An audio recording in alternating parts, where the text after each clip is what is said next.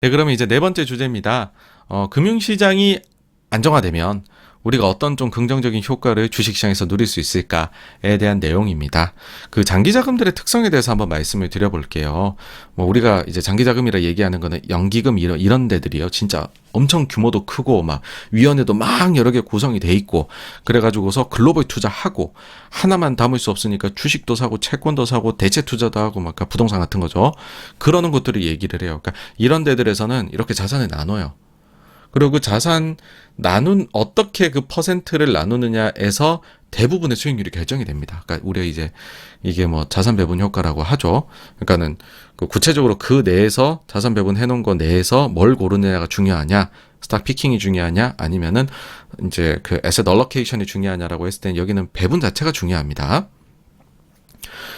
근데 이제 그런 게 있는 거예요. 주식 채권에 다 담아놨는데 우리가 위기가 왔을 때 생각해보자라는 거죠. 보통 위기 왔을 때는 금리 내려가죠. 그럼 채권은 금리가 내려가니까는 가격이 올라갑니다. 가치가 올라가죠. 그러면 나는 원래 채권에 이 정도를 가지고 있으려고 했는데 그보다 비중이 커져버리게 되겠죠. 근데 위기니까 주식은 폭락해 있겠죠. 그러니까 주식의 비중은 많이 내려가 있을 겁니다. 그러면 어떻게 할 수 있느냐? 우리 장기 자금들은요, 좀 돈 벌어다 준 채권 팔아서요. 지금 많이 싸진 주식을 좀 살게요. 그러면서 막 주식을 사기 시작을 해요. 우리가 이걸 이제 바텀 피싱 한다라고들 본인들 얘기를 하잖아요. 그죠? 근데 이번에 위기는 상당히 독특했던 게 금리도 오르면서 주식시장이 망가져 버렸어요.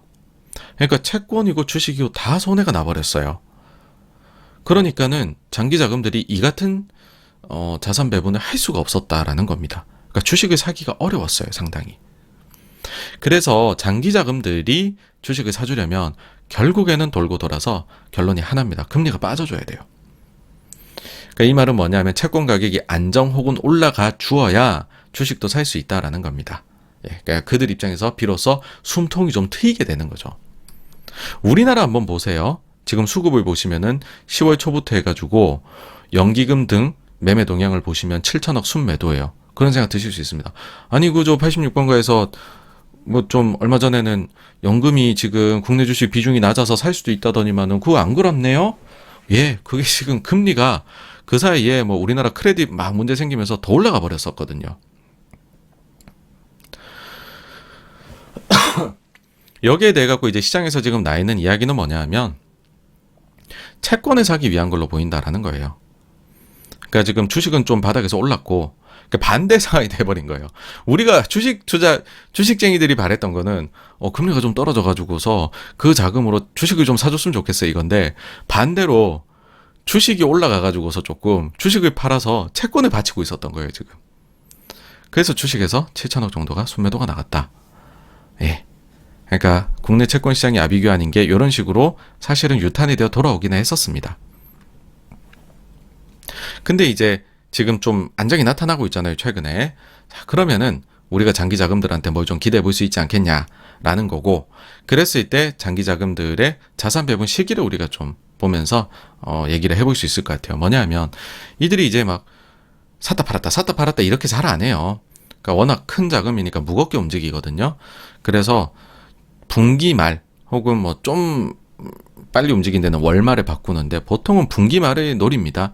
그래서 그때 뭐 예를 들면 이번에는 지난 3분기 말 9월 말 대비해서 12월 한 중순 정도까지 갔는데 이제는 진짜로 금리가 좀 안정된 것 같아 라고 하면은 그때 가서 비중이 좀 깨져 있는 것들을 다시 리밸런싱을 하게 되겠죠. 네. 그래서 지난 분기 말 혹은 지난 월말 대비해 가지고서 금리가 내려가 주는 것이 상당히 중요하다라는 얘기를 드리고 싶어요. 그래야지 장기자금 매수는 들어올 수가 있습니다. 근데 반대로 그럴 수 있죠. 근데 주식이 너무 올라가지고서 오히려 또 주식 더 팔고 채권 사러 가면 어떡해요? 여러분, 그거는 선후 관계가 바뀌었지만 좋은 거죠. 주식이 너무 올라 그런 거잖아요. 그럼 이미 좋은 일이 발생을 한 거잖아요. 이미 투자자들은 행복해진 이후에요. 그렇게 해가지고 그거 좀 팔아갖고 채권 가는 거는 뭐, 그건 상관이 없죠. 네.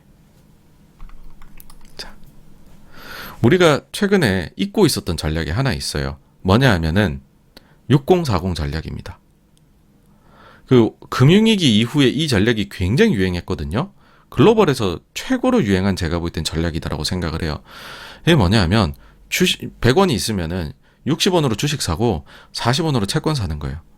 물론 이 비중은 뭐 하는 데 따라 조금씩 달라요. 근데 제일 유명해진 게 그냥 이런 사례예요. 6040. 근데 금융위기 이후에 우리가 겪었던 일은 뭐냐 하면은 제로금리에다가 QE 해주지 막 해갖고서 계속 금리가 내려갔잖아요. 그러니까 내가 안전하게 변동성을 줄이려고 놔뒀던 40%의 채권이 수익이 나는 거예요. 근데 주식도 올라가네요. 그러니까 원래 우리가 생각할 때에는 금리가 내려갈 때에는 주식이 뭐 안전자산 찾아가네? 그럼 주식 내려야 되네? 금리 올라갈 때는 경기가 좋다고 생각하나 주가가 올라야 되네 이건데, 그게 아니라 금융위기 이후의 세상은 어떻게 됐냐 하면 금리가 내려가는데, 그러니까 그 채권이 가치가 상승하는데 주식도 가치가 같이 상승을 했었습니다. 그래서 이 6040 전략이 너무나도 좋았었어요. 너무나도 양빵으로 다 먹었었어요. 근데 이번에는 양빵으로 다 터졌어요. 그래서 6040 지금 뭐 쳐다다 얘기도 꺼내지 마 이런 식으로까지도 엄청나게 비난을 받았죠. 이제 이런 것들을 조금 배경 지식을 깔고 가시면 왜 채권 시장이 안정이 돼야지 수급이 좀 안정이 될 수 있다라고 얘기하는지, 사람들이 왜 그토록 금리가 좀 안정화가 됐으면이라고 그렇게 소원을 하는지를 여러분들께서 조금 더 잘 이해하시게 되지 않을까라는 생각이 듭니다. 근데 이제 최근에 요즘에 보면은 6040 전략 이제부터 좋을 것 같아요 라는 식으로 자료도 나오고 운용사에서 얘기도 하고 기사도 나오고 막 그럽니다. 그러니까는 채권이 좀 안정화되는 것 같다? 그러면은 우리 6040 재개해야지. 그동안 패배자였잖아. 이제 승자가 될 준비를 해보자. 막 이러는 이제 친구들이 나오기 시작을 했다라는 거죠. 그래서 뭐 다 엮여 있는 겁니다. 여러분들 금융시장은 보통 다 엮여 있더라고요. 이제 금융시장 안정이라고 제가 얘기를 했지만은 저거는 이제 금리 안정입니다.